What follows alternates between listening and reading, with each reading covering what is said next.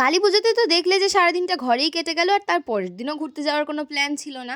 কিন্তু আমার এই বন্ধু হঠাৎ করে রাত্রিবেলা কল করে বলে যে ঠাকুর দেখতে বেরোই। আমি তো প্রথমে যাব নাই বলে দিই, কারণ আমার শরীরটাও খুব একটা ভালো ছিল না। তবে আমার মা জোর করায় মায়েরও ঠাকুর দেখতে যাওয়া হয়নি, তাই আমরা একসঙ্গে বেরিয়ে পড়ি। তাই প্রথমেই চলে এসেছিলাম শানপুর মিতালি সঙ্গের ঠাকুরটা দেখতে। আর এখানে কি বড় লাইন ছিল বাবা গো! হেঁটে হেঁটে পার করতে করতে মনে হচ্ছিল যেন আমাদের সকাল হয়ে যাবে। আর হবে নাই বা কেন, কারণ এই প্যান্ডেলের ভিতরে রাক্ষসীদের আওয়াজ বাইরের মেন রোড অবধি শোনা যাচ্ছিল। আর প্যান্ডেল শুরু হতেই আমরা একটা ট্রেনের মধ্যে ঢুকে পড়ি। হাওড়া থেকে শানপুরগামী ট্রেন নাম্বার 1, 2, 3, 0, হাওড়া শানপুর মিতালি সংঘ এক্সপ্রেস খুব শীঘ্রই প্ল্যাটফর্ম নাম্বার 1 এ। ওরে বাবা!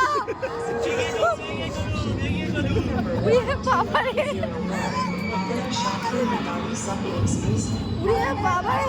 তোকে দেখো ভয় লাগছে, এমন লাইন। তোর বন্ধু দেখ।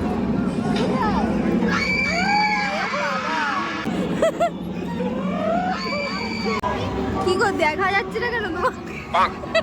আর প্যান্ডেলের ভিতরে এই ভূতগুলো ছাড়া মানুষগুলোকেও যেন লাইটের জন্য কেমন একটা ভয় লাগছিল। হাই হাই, কি ভাই, পুরো ট্রেন তো ঘুরে বেড়ালাম, ঠাকুর কোথায় ছিল? পুরো ট্রেনই তো ঘুরে বেড়ালাম, ঠাকুর কোথায়?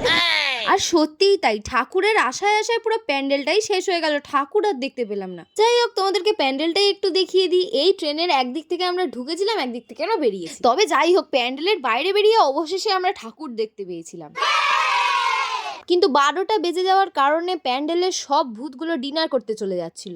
আরে কেনা কে চাতে হো? হাম কুছ কেনা নেই চাতে দাদু, ওই কথাটা বলেই আমাদেরকে ক্লাবের লোক তাড়িয়ে দিল। আর ওই জন্যই ওই প্যান্ডেলে আমাদের শুধু ঠাকুর দেখা হয়েছে, ভূত দেখা হয়নি। খুব অন্যায় হয়েছে। যাই হোক, সেই দিক থেকে এই প্যান্ডেলে আমাদের ভাগ্যটা ভালো ছিল, কারণ আমরা ভূত দেখার পরেই ভূত ডিনার করতে গেছে।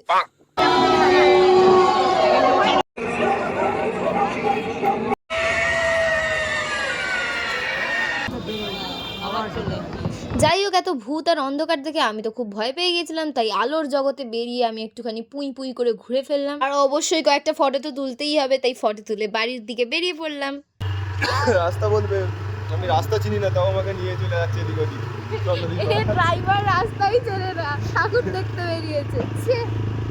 হাওড়ায় থাকে, হাওড়ায় রাস্তা চেনে না। রাস্তা চিনি না চিনি, কিন্তু ঠাকুর দেখাটা ম্যাক্সিমাম।